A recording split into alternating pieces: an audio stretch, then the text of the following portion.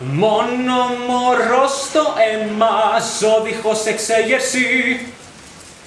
Λοιπόν, είμαι με τον Φιλ, ή αλλιώς Filting, και καθόμαστε και ξαναγράφουμε κομμάτια από την Pop Molotov. Είμαστε σε ένα ωραιότατο διαμέρισμα στην Κυψέλη. Σε λίγο θα κάνουμε ένα διάλειμμα για να ξεκουραστώ και να ξανάρθω μετά και να ηχογραφήσουμε άλλα 2 κομμάτια. Σιωπή. Πιστεύω ότι αν δεν ήμασταν κοντά στην Πατησίων, δεν θα φτιαχνόταν η Pop Molotov. Η Πατησίων είναι ένα αστικό ποτάμι, το οποίο καταλήγει στο κέντρο-απόκεντρο της Αθήνας και μας δίνει ενέργεια.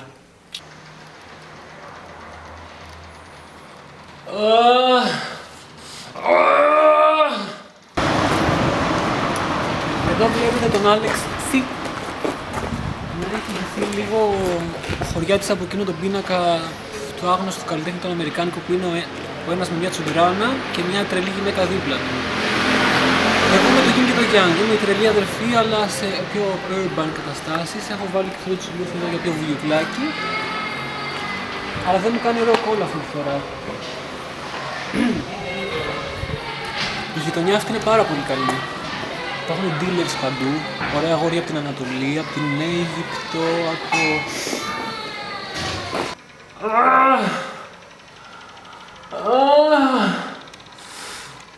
Παιδιά, πρέπει να σας πω ότι τώρα που κάνουμε την Pop Molotov είμαστε στον επιθανάτιο ρόγχο του μεταμοντερνισμού. Μετά πρέπει να περάσουμε σε κάτι καινούριο αμέσως, σε κάτι πιο ειλικρινές. Τέρμα η αυτοαναφορικότητα, τέρμα η ηρωνία κτλ. Εγώ έχω σκεφτεί από τώρα τι θα ακολουθήσει την Pop Molotov.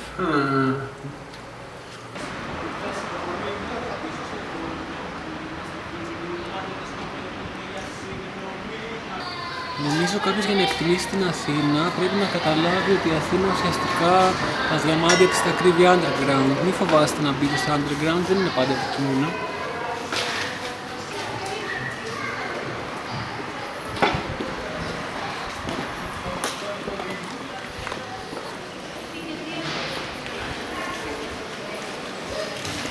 Αύγουστος 2014, Αθήνα.